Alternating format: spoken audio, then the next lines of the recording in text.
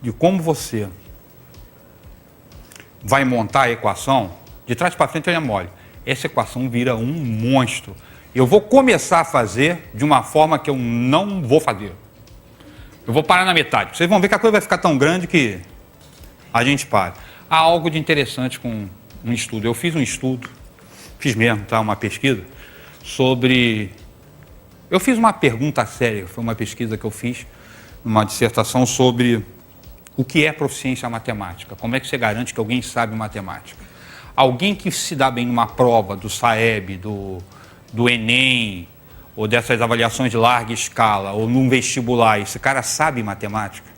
Minha pergunta era como caracterizar. Uma das formas de caracterizar conhecimento de matemática é o seguinte: o cara que se dá bem na prova sabe matemática, tá?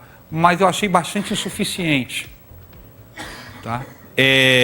Porque eu perguntava para uma pessoa assim, o que é proficiência matemática? Aí o cara falava, proficiência matemática é aquilo que a prova mede. E o que a prova mede? A proficiência matemática. Aí eu, como matemático, tem alguma coisa errada que não está certa. Tá? O cara não pode falar que a prova mede a proficiência matemática, definir depois da proficiência matemática como aquilo que a prova mede. Alguma coisa tem que ser quebrada aí. Aí eu comecei a pesquisar e uma das jogadas interessantes é o seguinte, que envolvia a proficiência matemática, porque não sou eu li material feito de pesquisa sobre isso. Pessoas com tempo de casa de matemática, trabalho, pesquisadores, professores, pessoas com experiência, tem uma parte chamada de meta-resolução de problema, que é a forma como o cara, com frequência, retorna ao processo, ao início, ao que ele está fazendo e verifica se o que ele está fazendo tem sentido. Ou seja, ele evita gastar um tempo enorme, tá, com determinadas atividades. O que nós vamos fazer aqui, por exemplo, seria a característica de um professor, mas não de um aluno. Se você começar a desconfiar que a equação está ficando grande demais, uma das coisas que você faz é retorna. Então, tem alguma coisa errada ou tem um jeito mais simples de fazer isso. Tá? Porque você começa a desconfiar daquilo que você está fazendo, tenta buscar uma outra solução. Isso é característica de quem envolve com matemática. Não é característica de aluno, não. Aluno, se você der besteira, ele vai até o final com uma equação desse tamanho e ainda acha que aquilo é fantástico. Tá? Eu vi essa pesquisa feita com mais de uma pessoa. Diga de passagem que há algo de interessante. Estou falando de beleza. Uma das coisas que caracteriza a beleza na matemática é a simplicidade. Não é na matemática, eu digo isso de forma geral em ciência. Tá? Quando me perguntam, por exemplo, se a matemática é difícil, me desculpa, eu estou na frente de uma câmera e vou falar isso, tem gente que tem vontade de me bater quando eu falo isso. Tá? Eu acho matemática difícil. Como é que você, como professor de matemática, diz que matemática é difícil?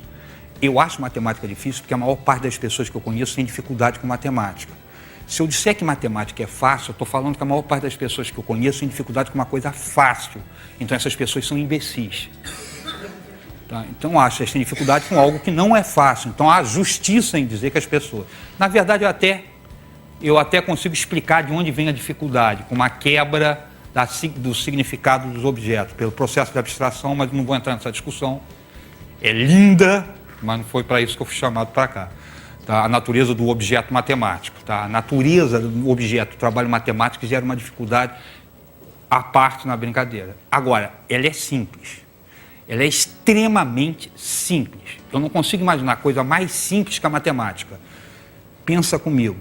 Presta atenção no que eu estou falando. Eu não estou falando que ela é fácil. Estou falando que ela é simples. Por que simples? Porque ela se baseia numa lógica binária.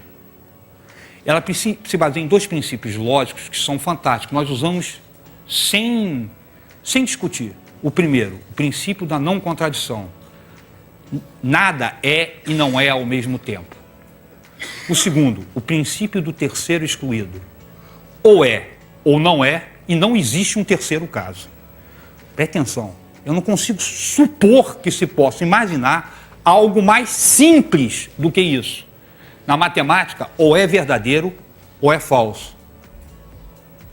Tá? E não existe uma terceira possibilidade. Claro que eu estou generalizando, mas esse é o princípio que a gente usa. A gente parte do princípio, por exemplo, que qualquer parte do princípio, preste atenção, estou falando que isso vai acontecer sempre, que não interessa o método que você use para resolver um problema, no final vai dar a mesma coisa. Tá certo? Dá para discutir, mas eu também não vou levantar essa bola. Tá certo? Essa simplicidade, inclusive, gera um poder na matemática fantástico. Porque quando você fala para alguém assim, olha, vou te falar uma coisa, isso está matematicamente provado. É como se você dissesse assim, isso foi reduzido da forma mais simples possível. E com mais simples você não vai conseguir simplificar isso mais do que matematicamente. Tá? Essa, matematicamente, em ciência tem uma chamada navalha de Ock. Vocês conhecem esse princípio? Navalha de Ock, assistam um filme Contatos. Roteiro de Carl Sagan. Aparece a discussão sobre a navalha de Ock. A navalha de Ock diz o seguinte, se dois modelos dão no mesmo, o mais simples, se dois modelos resultam na mesma coisa, o mais simples é o verdadeiro. Estou chamando a atenção porque, como eu estou falando da questão do belo em matemática, com frequência o belo sai exatamente pela simplicidade. Essa equação é elevada, essa expressão, né? Equação não, é elevada a π mais 1 igual a zero. Uma das coisas que dá a beleza dela é que ela é de uma simplicidade espetacular. E nela estão presentes algumas das constantes mais importantes da matemática. O 1, o 0, o i, o π, o e.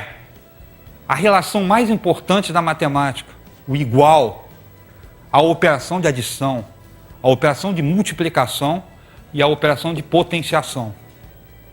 E isso tudo numa expressão desse tamaninho, que eu coloco, mando bordar numa camisa. Tá?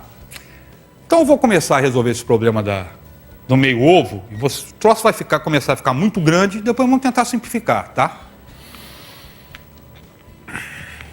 Vamos lá. Vamos chamar de x a quantidade de ovos que seu Malaquias tinha antes da primeira venda. Tá? Seu Malaquias possuía x ovos. Vou começar até por aqui. Eu vou pagar. Escrever pequenininho. Falou porque eu sei o que vai acontecer. Tá? X. Aí o que aconteceu? Ele vendeu metade dos ovos que possuía. Mais meio ovo. Foi isso que ele vendeu. Com quanto ele ficou? Ele ficou com quanto ele possuía menos o que ele vendeu. Ele ficou com x menos isso. Isso foi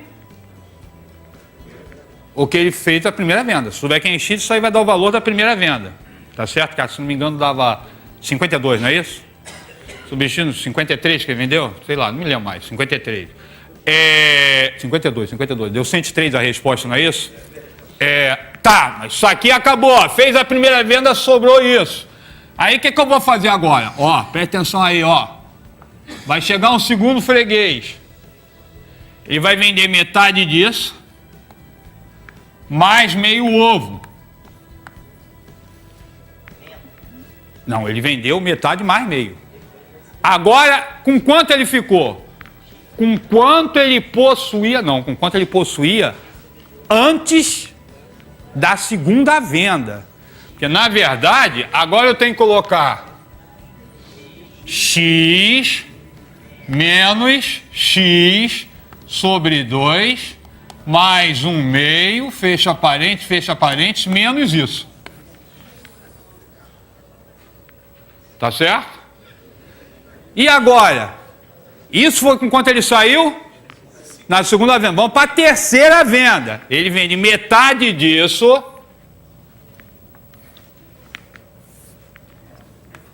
Mais meio ovo. Com quanto ele fica? Com quanto ele possuía, que é isso aqui, menos isso aqui. E vai dar 12. Tá certo? Tá, mas tá horrível. Eu não gosto de coisa horrível. Pessoal, agora vocês entenderam como que se resolve proficiência matemática, não? Bom, eu sempre considerei horrível em matemática. Em relação às provas, né, eu acho que é mais ou menos assim mesmo que se mede, acho que não tem muito outro jeito, né? Sei lá, talvez tenha. Tipo, na prática, não sei. O que vocês acham? Deixa a opinião de vocês também aí. E a conta ficou gigantesca ainda, o problema do ovo. Lá no primeiro vídeo tá muito mais simples, muito mais facinho de entender. E é fazendo aquele outro método, né, de trás pra frente, ver quanto que ele começou, né, quanto que ele vendeu e tudo mais, pra ir descobrindo quanto que ele tinha. É a maneira mais simples aí de ser feita. Se quiser dar uma olhada no vídeo anterior lá, tá falando tudo isso daí já, tá bom, galera? E a beleza da matemática, que ele também fala, né, o Lido fala direto disso, ele é uma coisa muito, muito importante pra ele, né, a paixão da vida dele é essa. Então, galera, eu acho matemática muito bacana porque ela é uma coisa só. Isso que eu acho tão legal na matemática. Não tem como ser outro resultado. O resultado é sempre o mesmo, é sempre lógico, é sempre racional. E isso é algo muito, muito bonito, na minha opinião. Eu acho que as coisas mais legais da matemática é isso, não é a beleza em si, etc. É o fato dela descrever a realidade de uma maneira tão incrível como ela faz, né? A gente conseguir observar tantas coisas incríveis, né, que tem no universo, na Terra. A gente prevê coisas impressionantes como um buraco negro através da matemática. Isso é incrível de fato. Então, pra mim, a beleza da matemática tá muito além da beleza, da simplicidade, assim, da questão de realmente entender como o mundo funciona. Então, pra mim, a matemática ela é muito bonita nessa questão. Mesmo sendo péssimo nela, eu acho ela muito incrível, muito importante nesse requisito. Espero que vocês tenham gostado desse vídeo, pessoal, e até a próxima.